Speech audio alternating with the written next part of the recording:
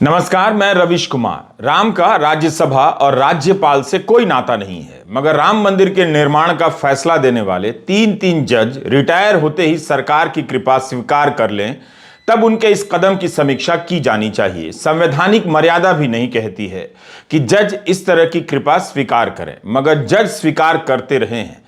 राम मंदिर के निर्माण के लिए फैसला देने वाले जजों का कोई अलग व्यवहार हो यह जरूरी तो नहीं, मगर इतनी तो सावधानी होनी चाहिए कि उनके किसी कदम से उनके पूर्व के किए फैसले पर आंच ना आए, उस फैसले की लोक समीक्षा होने लग जाए और वो संदेहों से भर जाए।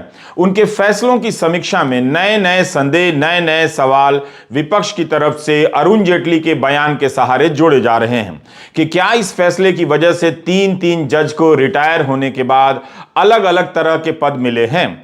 सरकार की कृपा स्वीकार कर इन जजों ने राम की मर्यादा का अपमान किया है या सम्मान, इसकी समझ आप सभी में मुझसे बेहतर है। राम की मर्यादा तो यही कहती है कि इंसाफ ऐसा हो कि कोई संदेह ना कर सके।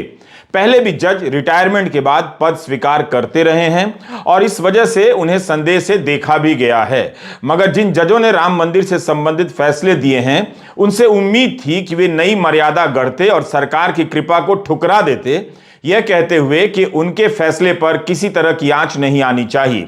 राम की मर्यादा तो यही कहती है कि श्रेष्ठ इंसाफ वही है जो हर प्रकार के संदेहों और विवादों से ऊपर हो, बचा हुआ हो। आप देख रहे हैं रविश कुमार ऑफिशियल और हम बात कर रहे हैं एस अब्दुल नजीर को आंध्र प्रदेश का राज्यपाल बनाया जाना, रंजन गोगोई को राज्यसभा का सदस्य बनाया जाना क्या राम की मर्यादा के अनुकूल है, क्या संविधान की मर्यादा के अनुकूल है। एस अब्दुल नजीर 4 जनवरी को सेवानिवृत्त हुए। अब्दुल नजीर भारत के इतिहास में तीसरे ऐसे व्यक्ति हैं जो बिना किसी हाई कोर्ट के चीफ जस्टिस बने सुप्रीम कोर्ट में जज बन गए।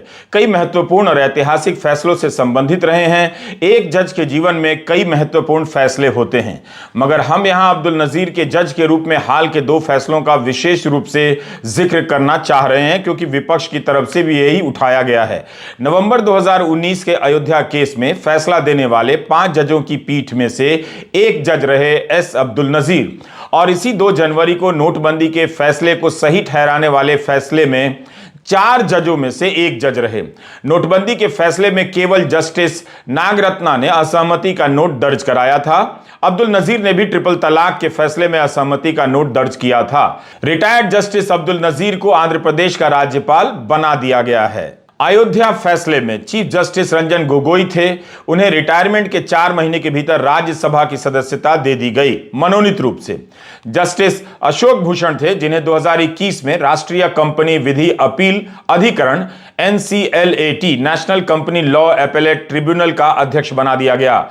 जस्टिस भूषण 4 जुलाई 2021 को रिटायर होते हैं, 8 नवंबर को ट्रिब्यूनल के अध्यक्ष बन जाते हैं। अब सवाल उठता है कि क्या यह मर्यादा के अनुसार है? क्या आप अयोध्या में राम मंदिर के निर्माण का फैसला देने वाले जजों को सरकार से उपकार लेने पर राम की मर्यादा के अनुकूल समझते हैं? क्या आप इसे संवैधानिक मर्यादा के अनुकूल समझते हैं? जो फैसला ऐतिहासिक माना जाता है उसमें जजमेंट लिखने वाले जज ने अपना नाम नहीं लिखा। इस पर बहस किसी ठोस नतीजे पर आज तक नहीं पहुंची है, बल्कि ठीक से बहस भी नहीं हुई। अटकलें लगती रहीं कि लेखन शैली किस जज की रही होगी। यह फैसला जब गर्व का फैसला है तब नाम हो सकता था, मगर किसी को क्यों नहीं खटका। शायद सभी ने इसे अच्छा माना, लेकिन जिस फैसले से भव्य राम मंदिर बन रहा है, जो कई किलोमीटर दूर से ही नजर आएगा, उस फैसले को देने वाला अपना नाम तक ना लिखे अपने हिस्से के सामने, यह बात खटक सकती है। और रिटायर होने के बाद सरकारी पद स्वीकार कर लें जो दूर से ही बल्कि हर रोज दिखाई और सुनाई देता हो, क्या यह बात नहीं खटक सकती है? यह सवाल रंजन गोगोई के सामने भी उठा कि राम मंदिर का फैसला लिखने वाले जज का नाम क्यों नहीं है। तब उन्होंने कहा कि उनके पास 2015 से 16 के बीच 32 ऐसे फैसलों की सूची है जिनमें निर्णय लिखने वाले जज के नाम तक नहीं है। तब तो कोई सवाल नहीं उठा। 13 मई 2020 को रंजन गोगोई एक सेमिनार में बोल रहे थे। उन्होंने कहा कि उन्होंने 13 ऐसे फैसले लिखे हैं जिसमें लेखक जज का नाम नहीं है, तो इसे स्वीकार किया गया है। उन्होंने सवाल किया कि किसी फैसले में फैसला लिखने वाले जज का नाम होना जरूरी क्यों हो। इस सवाल पर अलग से बहस हो सकती है, मगर यह भी तो सही है कि अगर 32 फैसलों में लेखक जजों के नाम नहीं थे तो उसके सामने कई हजार लाखों फैसलों में लेखक जज के नाम होते रहे हैं। क्या उसका महत्व किसी से कम है? क्या वह स्वीकृत परंपरा नहीं है? आप देख सकते हैं कि आमतौर पर इस तरह लेखक जज अपना नाम जजमेंट शुरू होने से पहले लिखते हैं। जब सुनवाई के समय ही पता होता है कि जज कौन है, तो फैसले के बाद किसने जजमेंट को लिखा है, यह जानकारी ना हो या क्यों तार्किक रूप से सही है। इस तरह से नाम का दिया जाना भी तो तार्किक रूप से स्वीकार किया गया है। तो क्या रंजन गोगोई का जवाब पर्याप्त रहा? कानून के जानकार इस पर समाज को और जानकारी दे सकते हैं। रंजन गोगोई ने कहा कि 5 जज ही लेखक हैं, फैसला लिखने वाले हैं। क्या आप ऐसे सिस्टम की कल्पना नहीं कर सकते कि 5 जजों का निष्कर्ष एक है और जहां वे अपना श्रेय नहीं लेना चाहते, क्रेडिट नहीं लेना चाहते? ये रंजन गोगोई के शब्द हैं जो बार एंड बेंच ने छापे हैं। यहां हमारा सवाल है कि क्या जज श्रेय लेने के लिए अन्य फैसलों में लेखक के तौर पर अपना नाम दर्ज कराते हैं? मई 2020 के सेमिनार में रंजन गोगोई जितनी सफाई देते हैं उतने ही सवाल पैदा कर देते हैं। वे कहते हैं कि क्या यह आत्मत्याग नहीं है, सेल्फ सैक्रिफाइस? अगर बात आत्मत्याग की है तो फिर रिटायर होते ही राज्यसभा की सदस्यता क्यों ली गई? राज्यपाल का पद क्यों लिया गया? ट्रिब्यूनल का पद क्यों स्वीकार किया गया? हमारा सवाल है कि क्या रिटायर होने वाले इन जजों को बाद में पद लेना चाहिए था, और वो भी इतनी जल्दी? बीजेपी के ही 2 बड़े नेता इसे गलत बताते रहे। नितिन गडकरी तो आज भी मोदी सरकार में मंत्री हैं। दिवंगत अरुण जेटली भी वित्त मंत्री, कानून मंत्री, रक्षा मंत्री के पद पर रह चुके हैं। उनका एक भाषण चारों तरफ घूम रहा है। उनके बयान को कांग्रेस प्रवक्ता अभिषेक मनु सिंघवी ने भी अपनी प्रेस कॉन्फ्रेंस में दिखाया और फिर अपनी बात रखी। The desire of a post retirement job influences pre-retirement judgments. It's a threat to the independence of judiciary. इस हिस्से को सिंघवी ने अपनी प्रेस कॉन्फ्रेंस में सुनाया। जेटली उस समय नेता प्रतिपक्ष थे और राज्यसभा में कह रहे थे। उसका सार यही है कि खास तौर पर 1991 के बाद से लीगल प्रैक्टिस बहुत फायदेमंद हो गई है, इसलिए हमारे बेहतरीन लोग जज नहीं बनना चाहते हैं। हम रिटायरमेंट के बाद जजों के लिए अवसर बनाने के मामले में बहुत ज्यादा आगे बढ़ चुके हैं। अगर हम नहीं करते तो जज खुद ही ऐसा कर रहे हैं। मुझे खुशी है कि सुप्रीम कोर्ट ने अपने फैसले पर पुनर्विचार किया, जिसके तहत सीआईसी के हर सदस्य का रिटायर्ड जज होना अनिवार्य किया गया था। मगर कॉलेज की फीस एक अकाउंटिंग का कॉन्सेप्ट है। सुप्रीम कोर्ट ने एक न्यायिक आदेश के तहत कह दिया कि मेडिकल और इंजीनियरिंग कॉलेज की फीस रिटायर्ड जज तय करेंगे, और इस तरह हर राज्य में 2 और नौकरियों का सृजन किया। मुझे लगता है कि लटियंस के एक बंगले में रहने की यह लालसा काफी गंभीर है। अरुण जेटली का ही बयान है कि रिटायरमेंट के बाद बंगला और पद पाने की लालसा का असर रिटायर होने के फैसले पर पड़ता है। यह न्यायपालिका के लिए खतरा है। जेटली 2013 में यह बात कह रहे हैं, जिसके 1 साल बाद मोदी सरकार आती है। क्या मोदी सरकार ने इस खतरे को दूर करने के लिए कुछ भी किया? क्या जजों ने नई मर्यादा कायम करने की कोशिश की?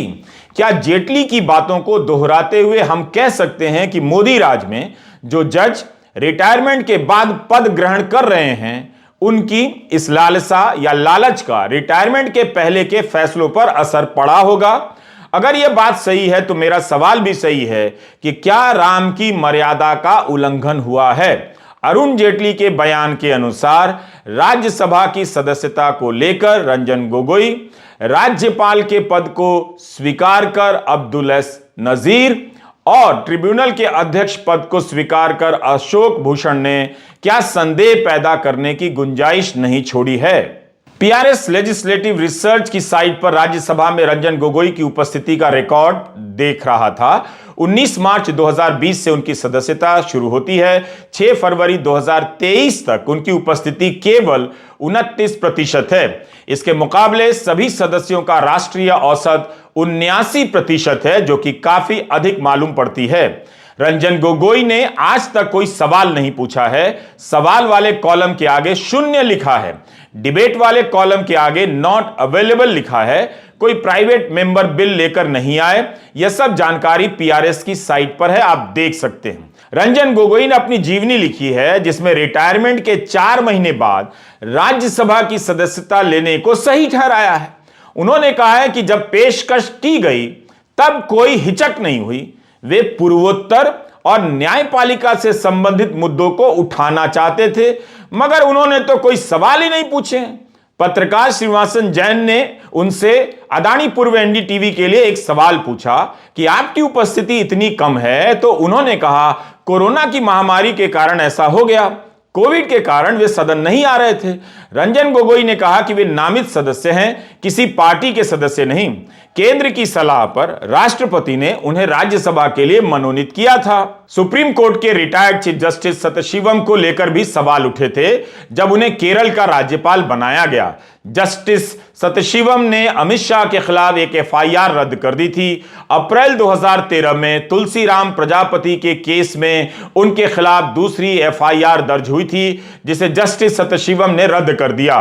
3 सितंबर 2014 को द हिंदू के जे वेंकटेशन से उन्होंने कहा कि उस समय यानी 2013 में किसी को पता नहीं था कि अमित शाह बीजेपी के अध्यक्ष बनेंगे और हमने अमित शाह को क्लीन चिट नहीं दिया था।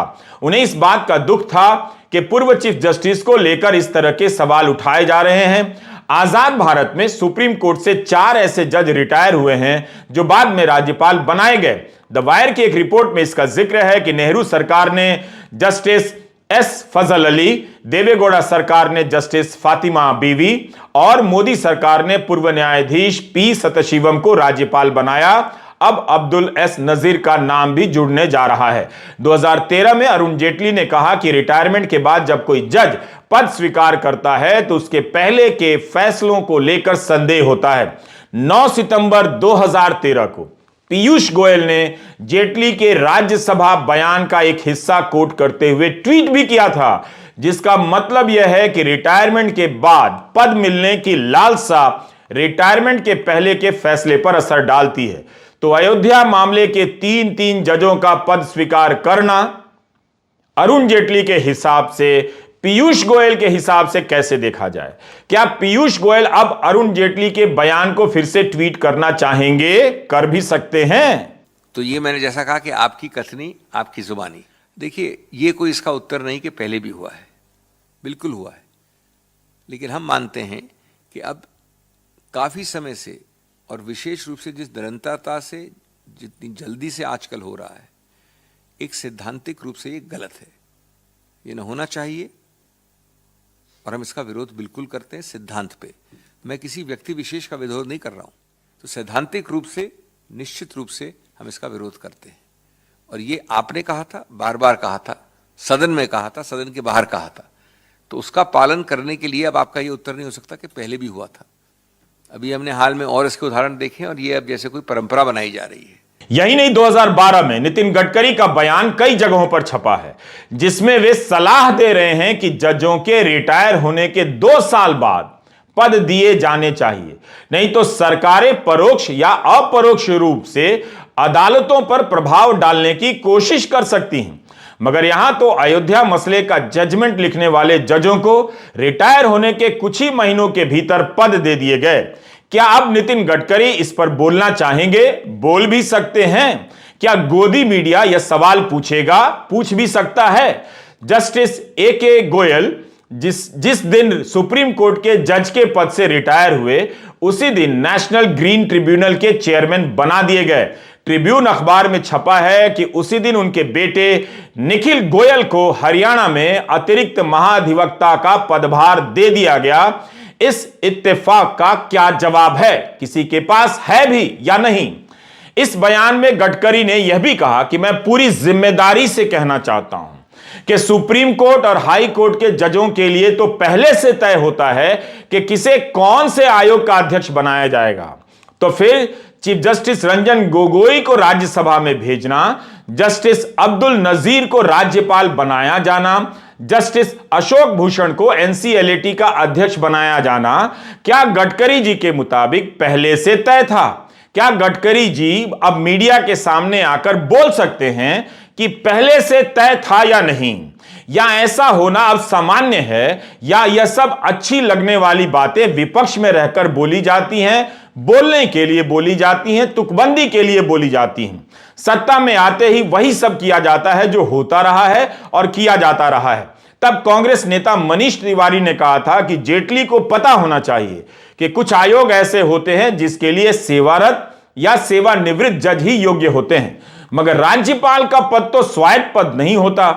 हम सब जानते हैं कि वह केंद्र का प्रतिनिधि होता है, उसके ही एजेंट के तौर पर काम करता है। इसके अनेक उदाहरण हैं। भले ही सैद्धांतिक तौर पर कुछ भी कहा जाए, लेकिन राज्यपाल होता तो केंद्र का ही एजेंट है, अब तो राजनीतिक कार्य भी करने लगा है। हम नहीं कहते कि इन पदों को स्वीकार कर लेने भर से इनके फैसले संदिग्ध हो जाते हैं।